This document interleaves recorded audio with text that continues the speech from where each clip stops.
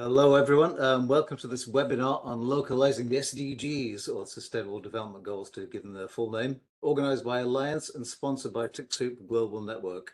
My name's Andrew Milner. I'm a freelance writer and researcher, and I'm also the features editor of Alliance, and I'll be moderating today's discussion. This event also marks the launch of Alliance's September print issue, a special feature of which is on this topic, and each of our three panellists today were contributors to that special feature, and all of them got interesting things to say on the subject. Before we hear from our speakers, just a brief word about the format for this event. We're going to run for an hour. Each of the panelists will make a presentation, and then we'll throw it up into a question and answer session, which we invite all of you to take part in. Do go ahead and say hello in our chat function, which you should be able to see on the right-hand side of your screen. As the webinar goes on, that's also the place we'll be taking questions from the audience. So make sure you get your questions in here, just type them in. And you can also upvote others, a curious word, which takes English back to its Germanic origins. We'll be keeping an eye on this throughout the webinar and selecting questions to put to the panelists in the Q&A. When you ask a question, please tell us who you are and where you're from. Time's obviously limited, and now is not a great length of time, but we'll do our best to put as many of the questions as we can to our panelists. You can also join the conversation today on Twitter using the handle @AllianceMag and the hashtag Localising SDGs, which you should see on the bottom of your screen as well. Also, just let me say that everyone attending this event today also qualifies for a 20% discount on Alliance subscription using the code SDG20. An Alliance subscription gives you access to the 4 print issues of the magazine a year, online content, including our issue on this subject, which came out last week, and free access to all future events. You can find a link to the subscription page again in the chat now, and we'll be following up by email after the webinar with the offer and a recording of today's proceedings too. Before we get underway, I'd like to introduce a special guest, introductory speaker, Catalina Escobar, co-founder and chief strategy officer of Macaya in Colombia. Catalina is a civil society leader and social entrepreneur with more than 23 years experience in the social sector, digital development and international cooperation. For 6 years, she worked with the World Bank managing web-related projects that promoted collaboration and knowledge sharing. She's led Macaya since its beginning in 2006, and for 11 years transformed an idea into an organization that's now served thousands of people, non-profits and social projects in Latin America. Since June 2017, she's had a different role at Macaya as chief strategy officer, with the objective of designing the long-term strategy of the organization. She's also a board member at Corpor AAPL and has served on the board of the local NGO association. Catalina, welcome. Do come in and tell us about your work. Thank you, Andrew. Thank you for the introduction. So imagine you work in a nonprofit supporting Venezuelan refugees and migrants in the Colombian-Venezuelan border. You are doing important work on the ground, but you don't have a stable internet connection, you don't have adequate devices, and you don't have the right skills. Chances are that you are a woman. How are you going to support your community efficiently and effectively? This is the reality of millions of small organizations around the world who serve billions of people in need. We can't create meaningful change with a system that has forgotten about those frontline organizations that deeply understand the challenges and are the ones driving change. They are usually not aware of the SDGs and they don't usually know how their work is relevant to the SDGs, which is what brings us together today. My name is Catalina Escobar, co-founder of Macaya, a Colombian-based organization that builds digital capacities for organizations and communities throughout Latin America. We are a proud member of the TechSoup Global Network, the largest network promoting digital equity and organizational resilience around the world. The organizations we support collectively work across all SDGs, including climate change, closing democratic spaces, access to healthy food, clean drinking water, and many more. Our network of more than 60 organizations around the world serves more than 1.4 million organizations in more than 200 countries and territories. And that's only 12% of global civil society, so there is so much more work to do. These small organizations are the safety nets of communities around the world. We provide these organizations the tools, the technology, the skills, and the connection they need to become strong, resilient, digitally mature, and effective. 3 out of 4 organizations that we serve are small with budgets under 1 million. Today, technology and digital solutions, we believe that can either increase or decrease gaps, and in many cases is increasing them because technology is advancing faster than the organization's capacity to adopt it. So it's our collective responsibility to make sure that no community organization is left behind. This past weekend at the UN Summit, the SDG Digital Acceleration Agenda was launched. And I think it's important to make sure that that part of the agenda is also localized because technology can be a catalyzer for the SDG, as many global practitioners have been talking about. So that's it for me. Today, we will hear wonderful examples of leadership and collaboration. These stories serve an inspiration to me and to the whole TechSoup Global Network. And we look forward to connecting with you about the change we can do together. Thank you so much, Andrew. Thanks, Catalina. It's great. Thank you for that. Okay, to move on to the main discussion, the SDGs are the international community's flagship for social, economic, and environmental welfare over the next several years until 2030. If they're going to mean anything, if the world's to come anywhere near achieving them, they must be translated into benefits for communities in all countries. That's all countries, not just the developing ones. This is going to require a complex process of aligning the priorities and interests if this is going to happen, not only of international bodies, funders, governments, and NPOs at all levels, from international to local, but of people at the sharp end of the problems that the SDGs are trying to confront. In this webinar, we want to explore some of the following questions. How effective has this alignment process of all the various actors been, and what are the challenges? Has SDG language been confined to the rhetoric of the development sector, or has it found an echo in the work and needs of local organisations and communities? Have the interests of people and communities been sufficiently recognised, or have the priorities of funders and politicians been allowed to predominate? What achievements of local welfare and sustainability have the SDGs helped to produce, and what are the best ways to make this happen? There's a lot of questions there, and I can't pretend we're going to answer all of them. But let me bring in the first of our panelists, who's Emilia Gonzalez. Emilia is the director of the Center for Philanthropy and Social Investments at Universidad Adolfo Ibáñez School of Government in Chile. She holds an MPA from Harvard Kennedy School and has professional experience in the third and public sectors of Chile. She's also, coincidentally, the co-guest editor for this edition of the magazine. Welcome, Emilia. Tell me, how successfully Latin American countries and communities assimilated the SDGs, do you think? Hey, Andrew. So what we found as, well, first of all, thank you for this invitation. It's been a pleasure not only to join this webinar, but to have been a co-editor as well. What we have found at the center, as you mentioned, we have been looking at the ways in which philanthropic organizations in the Latin American region have used the SDGs as a way to localize their work. And what we have found in that sector is that it's basically 3 ideas that I wanted to share with you. The first that we found, basically during the first stage of case studies, was that there were philanthropic organizations that had been very successful in localizing the SDGs when they had already been working in a collaborative way with local governments or local enterprises and communities, so that they already were having a conversation with different actors in multiple sectors. So when the SDGs came in and they found a way to appropriate them and they used them to prioritize the challenges for their particular communities and to organize their actions. That was one kind of situations where we found that the SDGs were very valued and very useful.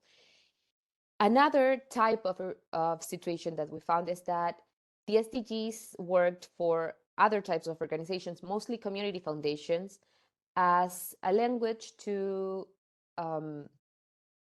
bring a conversation to what the needs of the community were and to use that as a way of capacity building. So that thinking about the SDGs and what the local organizations needed in order to advance and to reach the goals, they needed certain capacities that needed to be developed. And the SDGs worked as a mapping of sorts to realize what those capacities were. And the third group that we found were mostly in implementations. So organizations that decided what roles, what areas of their work to prioritize based on what the SDGs used as, the SDGs show them as what the key elements for the communities were. But those processes had, as I mentioned, two previous conditions when they were successful. That was that the organizations and the communities were already in a tight collaboration. And on the other hand, we saw that the value of the SDGs in the communities in general was already high. So they didn't have to go out and convince everyone of the SDGs because local governments were already talking about them, and the firms in the area were also talking about them. We found that corporate foundations are more likely to integrate the SDGs. Also, community foundations are most likely to incorporate the SDGs in their work, and those were like previous conditions that we found were useful for SDGs integration. And I would add that to that process, we found that the idea of how integrated in the local governments the SDGs were was mostly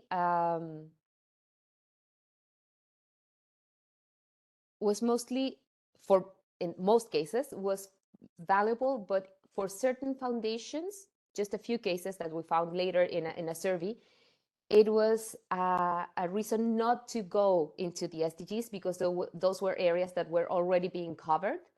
So what the foundations decided was to go beyond the SDGs. For certain foundations that had as key values their innovation and their forward thinkingness, they decided to move past the SDGs, and in a sort of a critical way of thinking that the SDGs were a little too late. That was the main reason for them not to integrate them, but to start looking at ways in which they could address the same issues, but in a more aggressive way, to say. And I don't know if that's helpful to begin the conversation. Okay, thanks for that, Emilia. I was interested by, in a sense, that one of the SDGs is about collaboration and cooperation. You were kind of suggesting that that's actually a precondition for people to embrace the SDGs. You actually need that kind of cooperation in place in the first place for them to take it on. Yeah, what we looked at was, so basically we asked foundations all across the region whether they were integrating the SDGs in their daily work or not. And we classify that for different roles, for implementation roles, for support roles, and for associative roles. And we found that organizations, and we asked a lot of questions before, because what we wanted to realize was what were the facilitators and the inhibitors for SDG integration.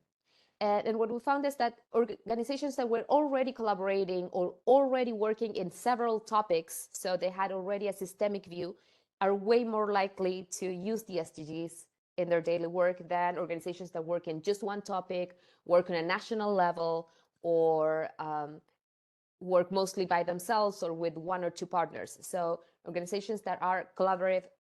So yeah, I understand what you're saying. It's the chicken or egg question. Is it because you're doing this that the SDGs are useful, or the SDGs are helping you move towards a more collaborative work. And what we have found is mostly that organizations that were already doing this type of work integrated the SDGs more easily. Right, thank you. I mean, you talked of inhibitors as well. I mean, did you find any resistance to using the SDGs among the people you talked to? Well, so one of the first things that happens when you do an open survey is that people who don't want to talk about it don't answer it. So we do know that aspect, that percentage of our survey might be underrepresented. We have about 10% of organizations that responded that they didn't want to integrate them.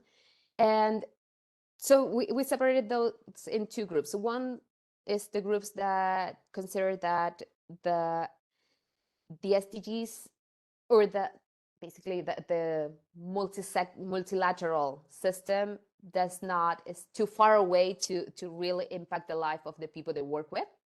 So that the localization stretch is too long. So they rather work directly with their communities. And the other group, as I mentioned, gave reasons more along the ways of this being too little, too late, and that we had to go thinking about regenerative efforts or more direct transformational efforts and social aspects of the agenda. Thank you very much, Amelia. We'll obviously come back to you in due course for the Q&A. But let's move on to Ashif Sheikh. Ashif Sheikh was born in India to an excluded community and founded an organization called Jan Sahas, I hope I'm pronouncing that correctly, which means People's Courage, with a dream of empowering socially excluded communities, drawing from his own experience. Since its foundation, Jan Sahas has released and rehabilitated 68,000 people from manual scavenging and other forms of forced labour, and also supported 32,000 survivors of rape, sexual violence and trafficking. In 2020, Ashif launched the Migrant Resilience Collaborative, a grassroots-led multi-stakeholder collaborative of non-profits, philanthropic organisations, government departments and private sector actors, focused on ensuring safety, security and mobility for vulnerable migrant families.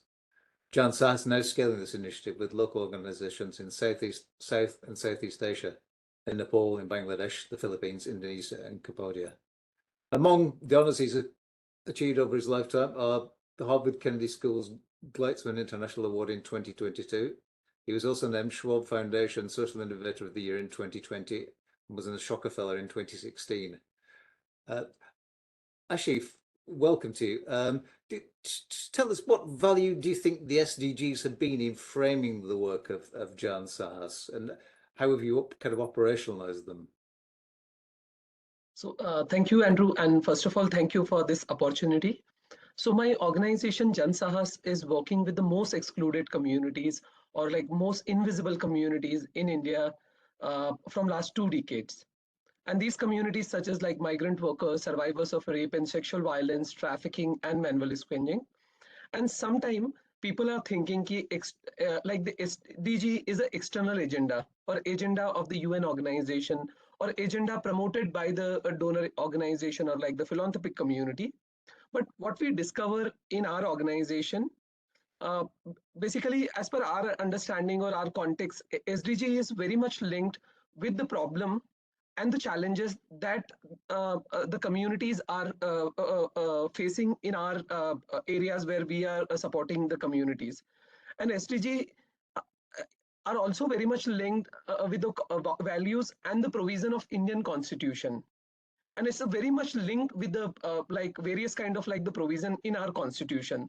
So for example, we have 448 articles in Indian Constitution, and many are them like very much linked with the 17 SDGs. I can give you some examples. So for example, SDG 7, which promote decent work and economic growth.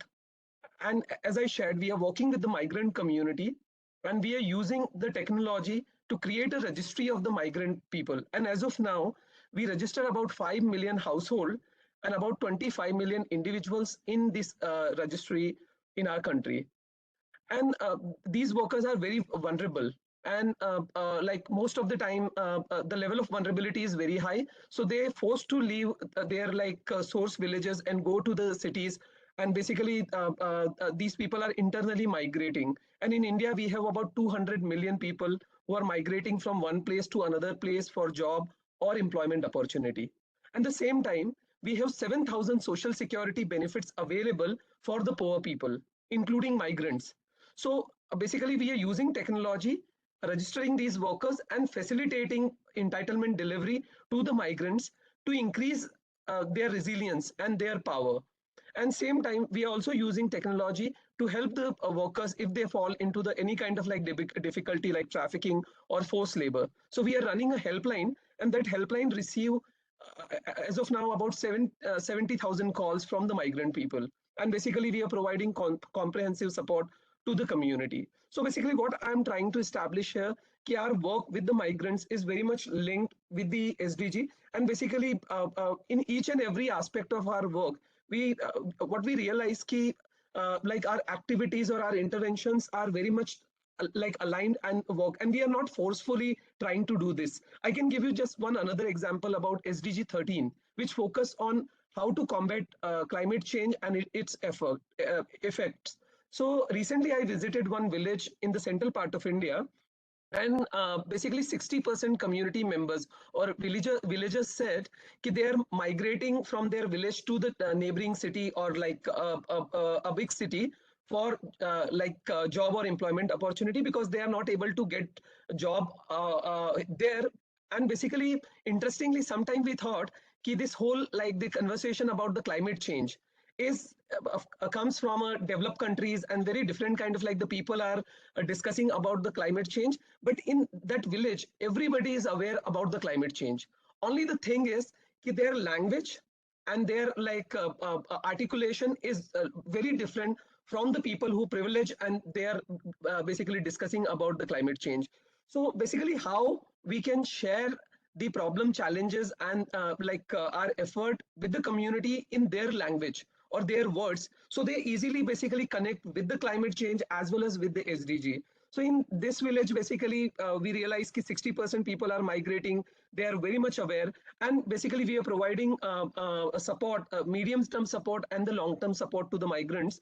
And basically, this whole initiative is become a now just transition initiative at a community level. And sometime like we are as I shared, like SDG is linked with our constitution, also very much linked with the problem of our community. But at the same time, I can just give you 3 4 names like Dr. Babasaheb Ambedkar, who was the like architect of Indian constitution, or like Mahatma Gandhi or Savitri Bai Phule or Fatima Sheikh. These people or their vision is also very much linked with the SDG. So for example, SDG 4, which promotes like education or gender equality.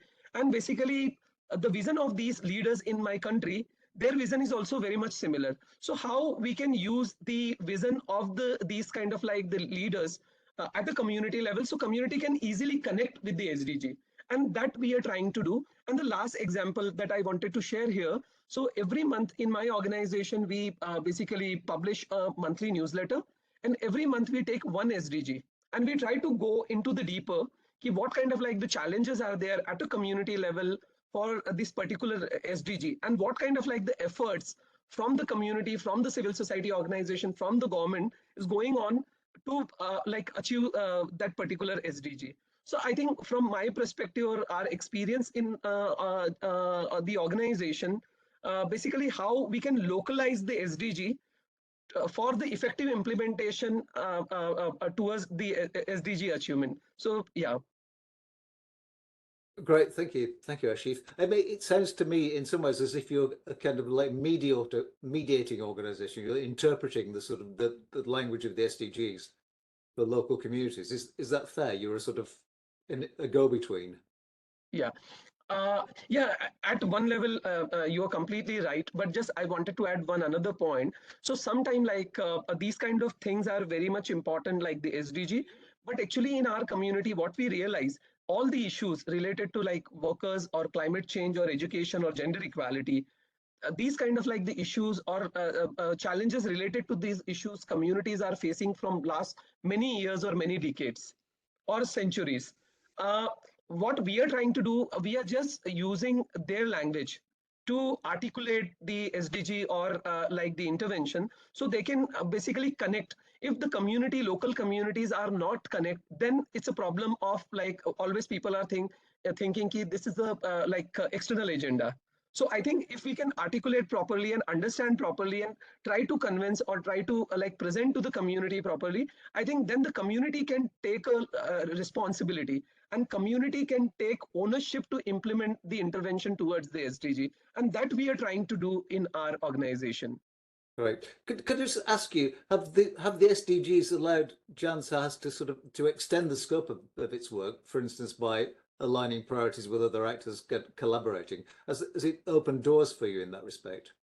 Yeah. So as I shared, my organization is working for last like 2 decades, and initial like 16, 17 years, we were very much focused like on the implementation directly at a community level as an implementing agency. But during the pandemic, what we realized is we need to build a collaborative, because various kind of like the work or intervention required support and solidarity or like participation of other stakeholders also. So for example, migrant resilience collaborative that we started in year 2020, and that collaborative is not only like the Jansahas or like the community-based organization or civil society organizations collaborative, but we try to engage private sector. And not only like the industry, but we also try to engage investors, because their role is also very important to protect the migrant workers and basically support the migrant community or informal sector worker. We also engage with the government institution. So we engage with the like state government to for the effective implementation, and also try to create a feedback loop between the government and the community. So basically we collect the feedback and information, and we try to give that feedback to the like policy makers, so they can basically change the policy or revise the policy. So I think because of all these work, we learn a lot, and we realize that no any single organization can make a change. No any like only the civil society organization or not-for-profit organization can make the change. So I think the collaboration is very, very important, and the multi-stakeholder collaboration, and sometimes like the different organization come with their perspective, their ideas, and it's a very difficult key if all these organizations can sit together and work together. And I think that's a very beautiful thing. If we can create that kind of like the platform, we can negotiate about the ideology, about the idea, about the intervention, and if the people can work together, then we easily scale the intervention. And in our organization, we also believe both the things are very important, like the depth and soul of the work as well as the scale. And I think the collaborative help us a lot to scale the intervention. Great. Thank you very much. Thank you very much, Ashif. We'll hear from you later on during the Q&A. Let me move on and bring in a final panelist, who's Hadi Yakubu. Hadi is movement coordinator of Africans Rising, a Pan-African movement with over 40,000 members across Africa and the diaspora, mobilizing people for unity, justice, peace and dignity for all Africans everywhere. Hadi is a Pan-Africanist organizer and social justice campaigner with a focus on grassroots people power. Hadi, welcome to you. You were critical in your article of the way the SDGs are framed from a global northern point of view. Do you think that's a general perception in the global south? And if so, has it affected the degree to which the goals have been embraced, do you think? Thank you very much, Andrew, and thank you to all panelists and participants alike.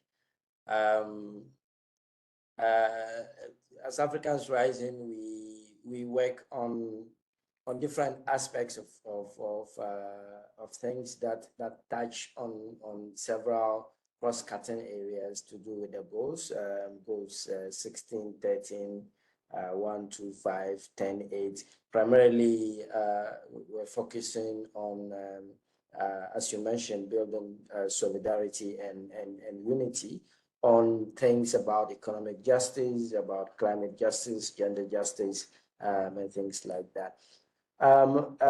Andrew, my interaction with the SDGs over the years have been, as I mentioned in my article in 2020, I was invited to speak to a group of fellow young people regarding the SDGs. And I did narrate for some of the things that I said in the article.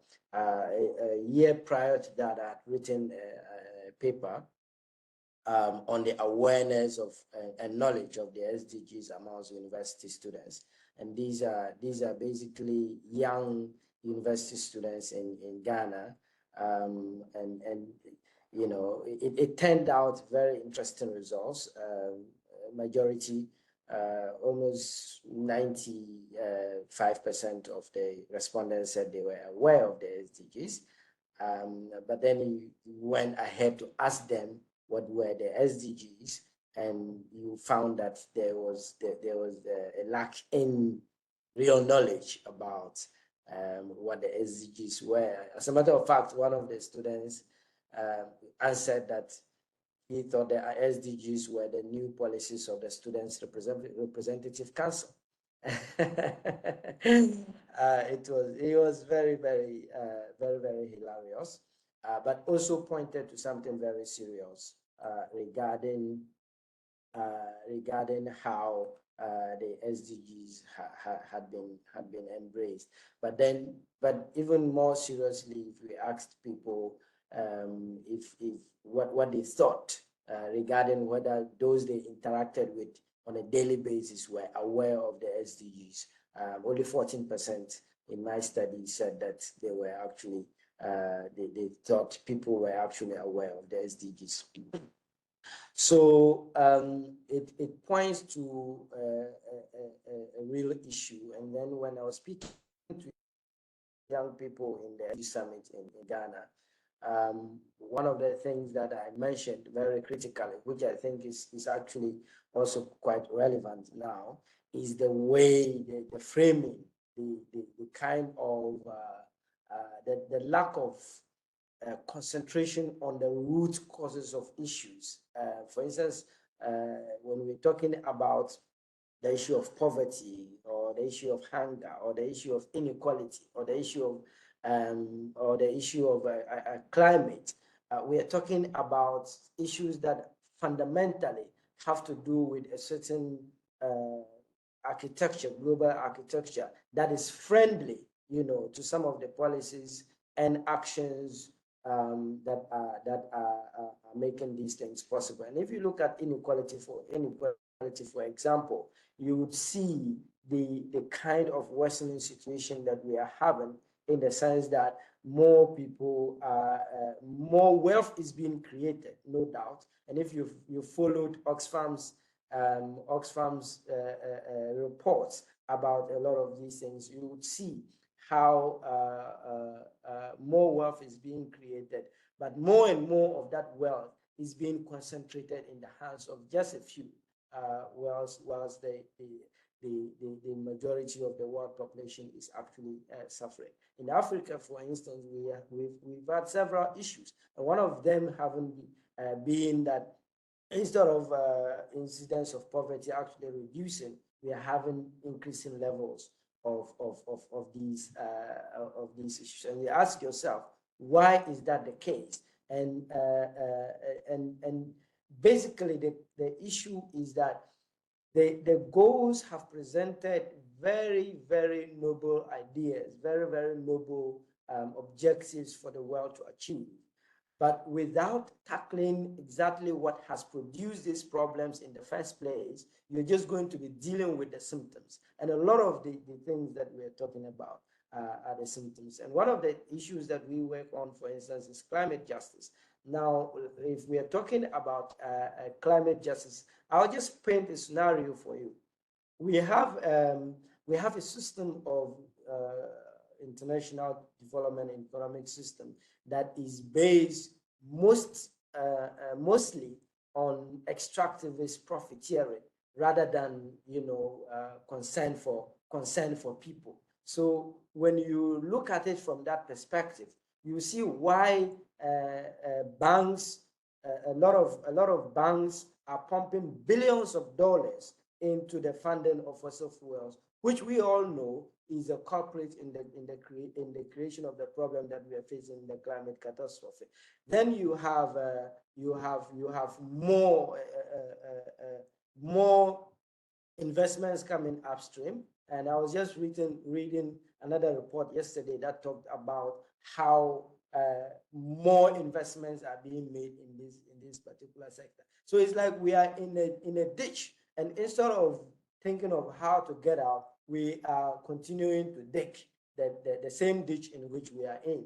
And the first thing to do when you are in a ditch is to stop digging so that you do not go deeper into the hole. It doesn't look like we are doing that. And I was not surprised to read a report of the Secretary General on the progress report of the SDGs for the 15-year midpoint. It's sounding an alarm, a very critical alarm, that the SDGs that were supposed to salvage the world from danger are actually in danger themselves, because most of the goals are not close to being achieved.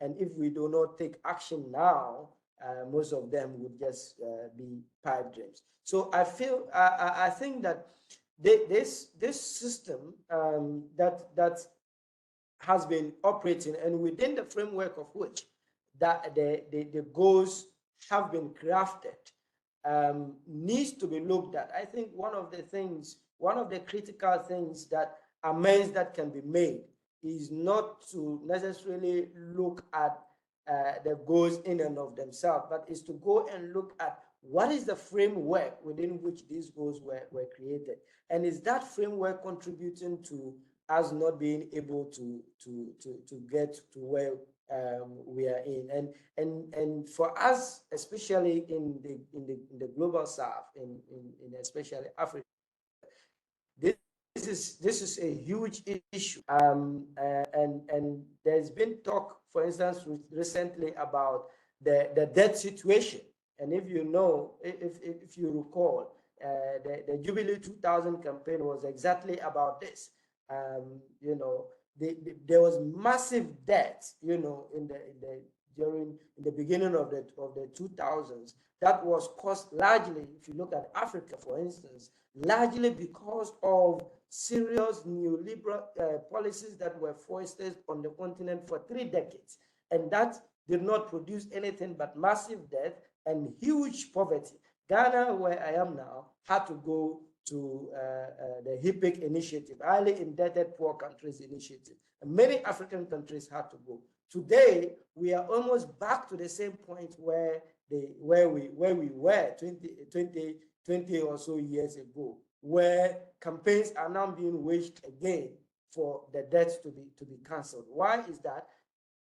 It is so because the same system that produced that outcome that we campaigned, that was campaigned against, is the same system that has reigned over the last 20 years. And it's a system that is completely stacked against the global south, that when we go and borrow, for instance, especially even if they are borrowing for things that will fund social services and things like that, you borrow at high cost, much higher than anybody else borrows in any part of the world. And then you pile up debt, and that debt squeezes out any form of investment that could be made in social services, of education, health, reduction of poverty, and all of those things. So more money is used to service the debt in the international financial system, rather than used to fund education, health, and poverty reduction things.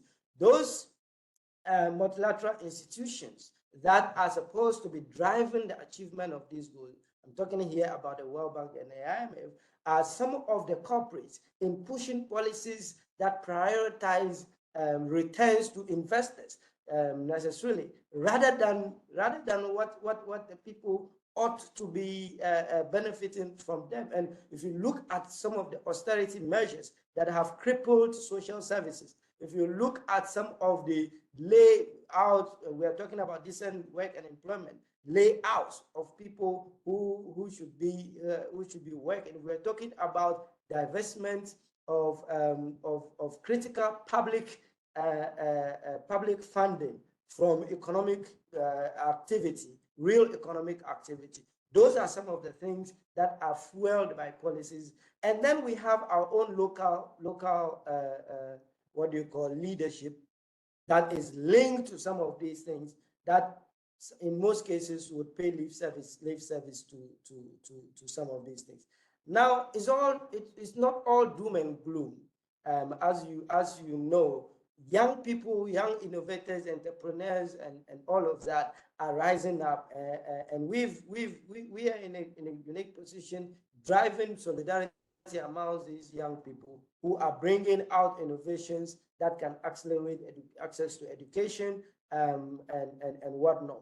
But without, and I say this again, without critically looking at the system as a whole, looking at it from its many dimensions and how it cripples progress towards a sustainable future, we are just going to be going in circles. And I'm afraid in 2030, we might not be able to look back and say we achieved this for the world or for ourselves and our children.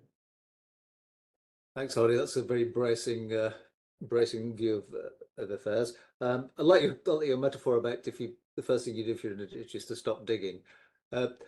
Would you say? I mean, you talked about debt there. Do you see debt forgiveness as a sort of a necessary first step in sort of changing the system, unloading the dice against the sort of global south? Well, debt forgiveness is something that I think we also have to look at with some nuance. Because even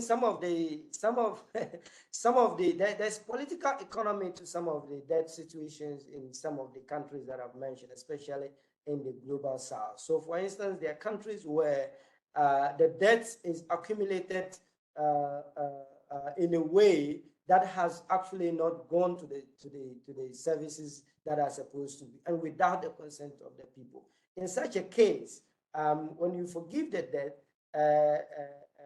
and in fact, we shouldn't even use the word forgive, but I'll come to that. When you forgive the debt, you give more space to more accumulation, because the local comprador, some of the local comprador are also not in tune with some of the needs of the people. So it's a whole behemoth of a system. And that is why you need to build, movements and, some of the work that Emilia and Ashiva and Catalina are doing, and some of the work that Africans Rising is doing in building solidarity among some of these things. So there's a nuance to that if you don't take time, you can forgive the debt, or you can cancel all the debt, but without tackling the issues that are supposed to be tackled, in 20 years or even less, we will be back to the same point once again. What we need to do, Andrew, is to look seriously at reforming, completely overhauling the global system. And I don't know if the United Nations will put its weight behind this, to say that, look, some of these institutions that are driving the international financial setup, for instance, were formed at a time when most of all African countries that are now states now were under colonial rule. So we were not at the table. None of the things that were decided to form the architecture of the global system took into consideration that we also would be countries that would have citizens that need to be taken care of. Now we've continued that until this day, and that has to be looked at. Otherwise, when the debt is forgiven, you are not going to be able to have anything sustainable until the system itself is looked at, without which we would be back to the same issue. Okay. One of the first things that... Right. Thanks, Hardy. Thanks for clarifying that. Let's move on to questions. My word time's steaming ahead. I want to go to one from Francesca Monetti here, works for Tostan in West Africa. The second part of what she's written is that the indicators tend to be written for country level tracking rather than community level progress. Is that an enemy of localizing them? And what do we mean by localizing the SDGs, really? Emilia, can I bring you in on this one? Of course. Actually, I really like this question because there's an interesting element that we found is that among organizations that integrate the SDGs, they do it. They do it mostly at the goal level, not even at target, and even less at the level of indicators. And when they do measure indicators, they build their own based on the spirit of the target. And that's one of the roles that philanthropy actually takes, is in that level of localization of saying, okay, this goal of, I don't know, educating girls in our community, what does it mean? What's the key level? And someone else had a question about that mentioned that you need available data to be able to track the baseline for that. And that's possibly one of the reasons why many of these elements were successful in certain countries more than others. We saw more integration in Colombia, in Mexico, and in Chile, for example, because there's a lot of good quality data available. One of the cases that we worked on together, that's the Q&A in the issue, is with Fundación Corona, a Colombian foundation that had the Como Vamos cities initiative, which basically means how are we going, and that's Como Vamos. And that means that they had built, and it's a philanthropic effort to build a common set of data for cities to track their advancement. Each city builds their own indicators, but they all add up to the SDGs goals. Because of course, the level at which the indicators have been built is much broader. It's good in the sense of, as Shiv mentioned before, it's easy for nonprofits and foundations to identify a goal that aligns with their work. It's easy to say, okay, I'm working on this one, because it's a broad area. But when you go down into each particular indicator, it might be far away from what you're doing. For example, partnerships and collaboration. Most of the indicators are linked to country collaboration. But I might be collaborating a lot and building alliances and partnerships with local actors of different sectors. And that builds into the same spirit of that broader goal, the goal 17. So what you have found is that an important part of the work that foundations do in localizing SDGs is giving them contextual meaning. And that might differ a little from what the actual SDGs say, but they are a tool or a vehicle to have that conversation and convene the community around the topics more than the indicators themselves. And I think that's an important lesson when we think forward. As Hardy was saying, it's most likely that we will achieve, a quarter of the agenda. And what we have to start thinking about what we do next, and the way in which we set up those goals, or how much freeway we give to communities to address the issues themselves. It's one of the lessons I think that we need to work when and balancing what the capacity building necessary is. For example, for measurement, we found that 80% of foundations do measure, and nonprofits measure what they're doing, but only 25% of them use the SDGs at some level, and mostly at the goal level. So if that answers Francesca's question, what I'm saying is mostly at the theme level, not the indicator level, because the indicators are at a too far away of a level for communities. Sure. Ashish, could I bring you in this? You in on this, because some of your work is to do with sort of interpreting the goals for local communities. Is that the most difficult part of what you have to do, or is how do you go about that? So as I give you the example of climate change or just transition, so basically at the initial level, we are not like bringing the goals or like the impact, indicators or like the target, but we are focusing more on the problem.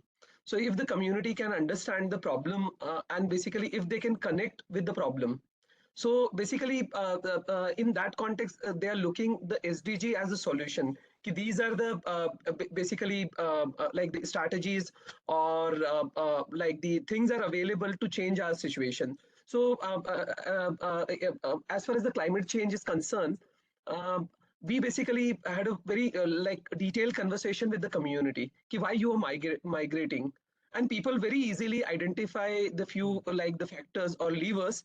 And basically if you can connect with like the SDG with that lever, so they establish like the connection between their problem or between their challenges or between their situation and the SDG. So that kind of like the strategy we are using in our area. It seems to me there's often a gap between the sort of the grand language the SDGs are couched in, and that it's rather prescriptive and compromising. These are the goals, these are the targets. And for kind of small organizations or communities, it can be quite hard to find a way into that. I mean, is there other kind of roads to sort of operationalize that from your point of view? How did you go about breaking it off into chunks that people could sort of think, oh yes, this is to do with us, rather than this is some sort of grand scheme that the UN has wished on us? So I can just give you one another example to clarify this point. So SDG is a one thing, and definitely we can't cover everything through the SDG, but we have, as far as like the India is concerned, we have multiple tools are available, and basically SDG is a one tool. But for example, I shared about the Indian Constitution, and we in our Constitution we have Article 17, and that article basically prevent or eliminate the discrimination on the basis of caste. And basically when we discuss about the like the some like SDGs, and they, particularly SDG related to the worker dignity or like the workers, so basically we very easily connect like the constitution provision of the constitution, various laws are available, and basically SDG is also contributing to that. So we are not basically advocating ki SDG is a complete thing, but on a local context, if the people are believe in their constitution, if the people are believe in the certain law, policy and provision, we also bring that kind of like the provision and the like the law and other things and the SDG. So I think as we discuss, keep like multiple stakeholders need to come together and work together to achieve the SDG. And the same time, if you want to achieve the SDG, we need to use the local provision. And sometimes like the people are more connected with the local provision, or like the, for example, in India we have a large percentage of Dalit and Adivasi community. So and these communities are using very frequent very commonly like various kind of like the laws. So if you connect these laws with the SDG, then the people can easily understand and starting using and same time like they use like adopt in their language or adopt in their like day-to-day life. Great, thank you, Ashif. I've got a question which I'd like to direct to Hardy, actually, if he's around. It's from Rebecca Gianotti, responding to Hardy's introductory comments about how the SDGs address symptoms rather than root causes. How can we use building momentum related to shift the power and decolonisation and development to better integrate root causes into localising the SDGs? Hardy, what's your view of that? Sorry, Andrew, could you repeat, please? Yeah, how can we use the building momentum related to movements like shift the power and decolonisation and development to better integrate root causes, the root causes you were talking about, into localising the SDGs?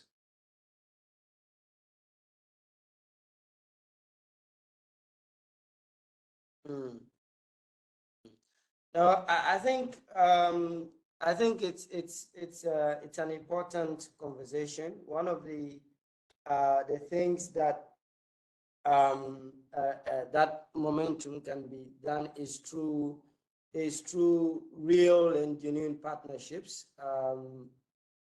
Real and genuine partnerships regarding the conversation towards root causes. You know, so who is deciding what the priorities are? How are those responding to the issues on the ground, and how our communities are taking ownership and participating in this? Because in any case, some of the decisions that are being taken and all of these are issues of power, and the kind of power imbalances that would exist that would make that would make people excluded from the discussions about things that affect their lives on a daily basis, are things that we can look at and build real partnerships around. One of the ways that we've tried to build grassroots power at Africa's Rising, for instance, is through what we call movement building and support. And this is a way that you actually put a lot of weight on what the people power really is, and what communities are going through, and what are decided from that level. I think with that kind of integration and discussion, we would be able to really look at the root causes and have sustainable solutions to the problems that are having, and then to achieve the SDGs. Even if we don't achieve all of them in 2030, at least would have made a headway in terms of creating at least the foundation for building on that. So you do say a way of bringing them together, sort of grassroots movement building and the SDGs. They're not totally divorced from each other. Great. I'm aware that time's getting on, unfortunately. So what I want to do is to circle back to each of you panelists just for a kind of a last reflection, a final takeaway. Emilia, can I bring you in first, and just sort of what's your kind of last word of wisdom? Well, we think is that we need to learn what the process of implementing the SDGs has been, because the process in which we have been bringing together governments, local governments, corporations, grassroots organizations, NGOs, foundations to the conversation. It's a 15-year agenda. We're halfway through, and we have not moved as fast as we wanted and as deeply as we wanted, as we all have mentioned today, but it has been useful. And 7 years from now, we're going to be talking about what's next. I mean, some people are already talking about what's next. And I think for philanthropy as a sector, we need to bring in the lessons of what this process has been in order to be better prepared for what the next, I don't even say global agenda will be, but because the challenges are global, but the way in which we prioritize them and make a collective effort towards them might not be global, might be regional, might be national, it might be different, but we need all actors to get into one collaborative effort. And from this process, we need to bring in the lessons of what has worked and what hasn't, and what we need to, as a sector, as philanthropy, build or prepare to better tackle the next chapter. Right, thank you. Ashif, what's your last word from today's proceedings? Can I just ask you for your word of wisdom? So only 4 points I wanted to share here. So the first thing is like particularly if you want to achieve the SDG, and when we develop the plans, so if we will put like the community in the center, and if we can develop our plan from the community perspective, because lots of stakeholders involved, like policy makers, like government, head of the states, UN organization. But if we can focus more on the community in the next coming years, that would be really great. The second thing is when we develop these kind of like the programs, and particularly strategy to implement the SDG agenda, if we can co-create, and not only like the government and few like the people and the powerful people can come together, and basically how we can engage and co-create the plans. And the third, collaborate. So sometime like the not-for-profit organization take a responsibility to engage with the community, and they are not participate in the at the policy level. So I think each and every stakeholder can get the like opportunity to participate at each and every level, from the policy level to the ground level implementation. And the last thing, because this agenda is a global agenda, and sometime with the global initiatives, we are very much focused on scale, and we lose the depth or soul. So I think we should focus on scale with soul. Thank you. Thank you. Hardy, very quickly, literally one word or 2 words from you. Thank you, Andrew. Thank you thank you to everyone. I think critically, when we are talking about sustainable development goals, it's a bit of an irony that we would be talking about localizing instead of the other way around. But that is where we are. All we need to do is to look at what has gone correctly, what has gone wrong, and how do we make amends. Critically is to look at the systemic framework within which the goals are being implemented and see what can be done to root out the main causes of the problems that we are facing as a global society. Thank you. Right. Thank you, Hardy. Finally, before we leave, I'd like to bring Catalina Escobar back in. Catalina, over to you. Yes, I'm here. Thank you so much. And thank you for such an interesting conversation. I think that my greatest lesson today is that this is a joint responsibility. We can all agree that the people living in communities should set a vision for their community, making their own decisions. But global philanthropy and the global development agenda also needs to foster this. But at the same time, small organizations and CSO should learn to engage, how to engage in public policy and development processes. And that's also our responsibility to teach them how to do it, to raise their voices. And I just wanted to end with something about data. Data is a resource that can definitely help small organizations make better decisions. And that's why TechSoup engaged and actually last week launched Google's Data Commons in partnership with Google.